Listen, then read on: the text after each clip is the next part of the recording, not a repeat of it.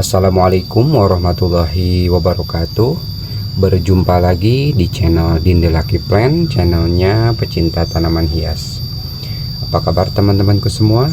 Semoga teman-teman hari ini dalam keadaan baik dan sehat walafiat ya teman-teman.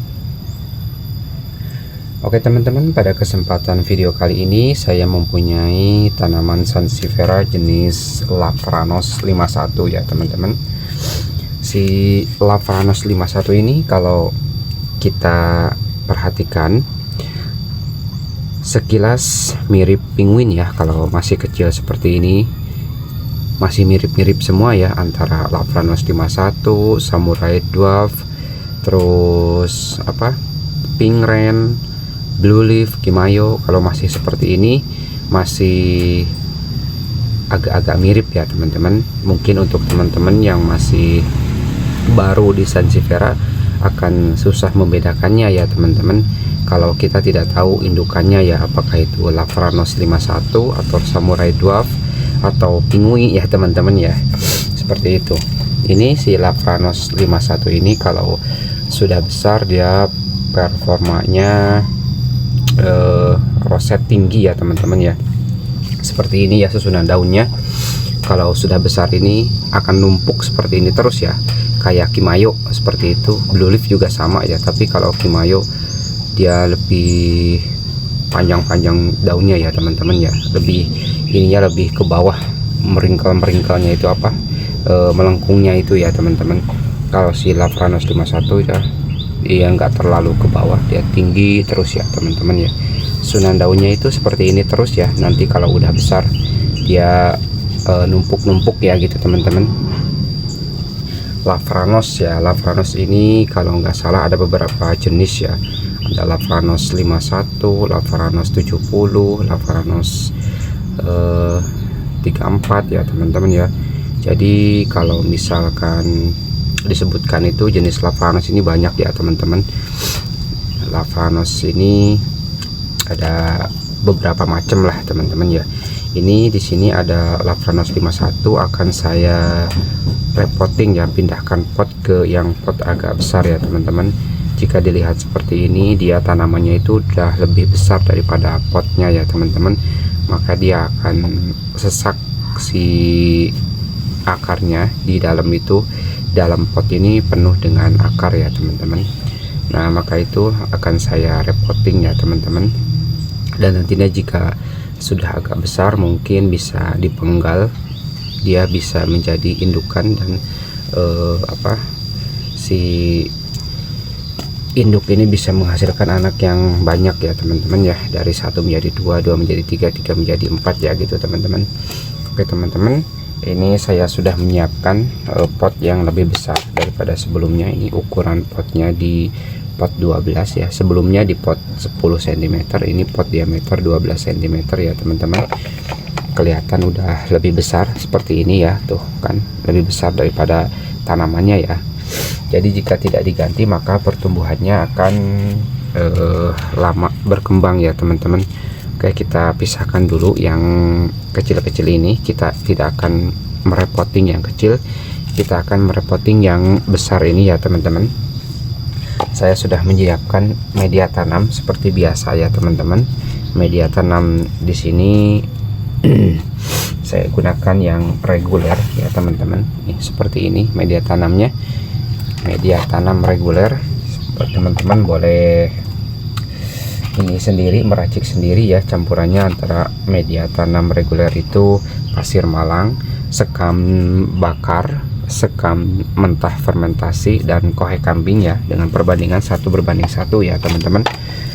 Oke teman-teman, untuk potnya udah kita siapkan, dan jangan lupa saya selalu mengisi dasaran pot dengan potongan styrofoam ya teman-teman, seperti ini.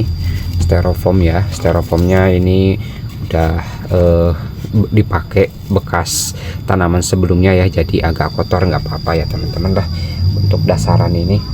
Dan untuk selain dasaran ini, untuk digunakan bisa memakai batuan yang kasar ataupun kerikil ya teman-teman. Oke teman-teman, langkah pertama si pot yang udah diisi ini kita pakai media tanam untuk bawahannya seperti ini ya teman-teman. Dan untuk si tanamannya kita remes-remes seperti ini agar dia tidak lengket dengan potnya ya.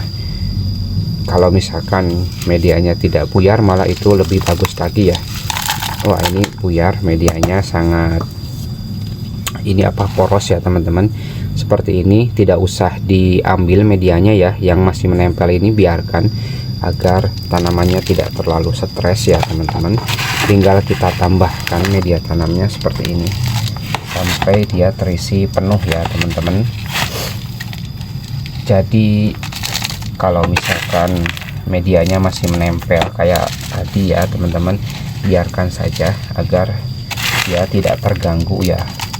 Kalau misalkan medianya dihilangkan maka dia perlu penyesuaian dari awal ya teman-teman. Kayak dia menanam baru itu harus ditempatkan di tempat yang teduh dulu ya, minimal 2 minggu seperti itu. Tapi kalau medianya tidak dipisahkan, tidak buyar, maka dia bisa langsung dikembalikan ke tempat asalnya ya teman-teman. Misalkan tempat asalnya di tempat yang mataharinya cukup, ya udah balikin lagi aja ke situ, tidak apa-apa, tidak masalah ya teman-teman. Ini sudah seperti ini ya teman-teman.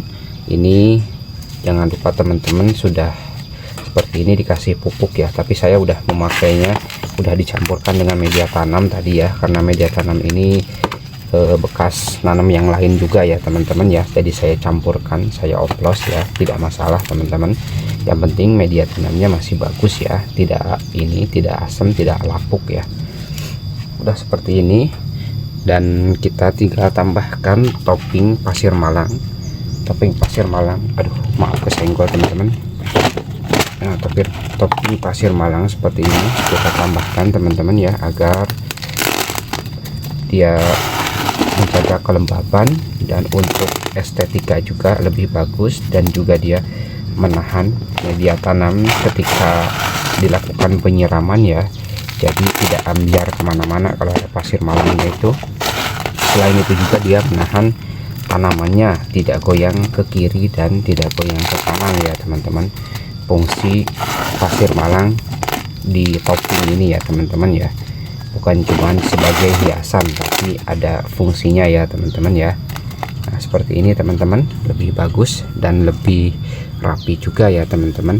Apalagi kalau pasir malangnya yang masih baru beli itu hitam banget ya teman-teman. Seperti ini ya teman-teman cara repotting tanaman Sansevieria Lavranos 51 variegata ya teman-teman.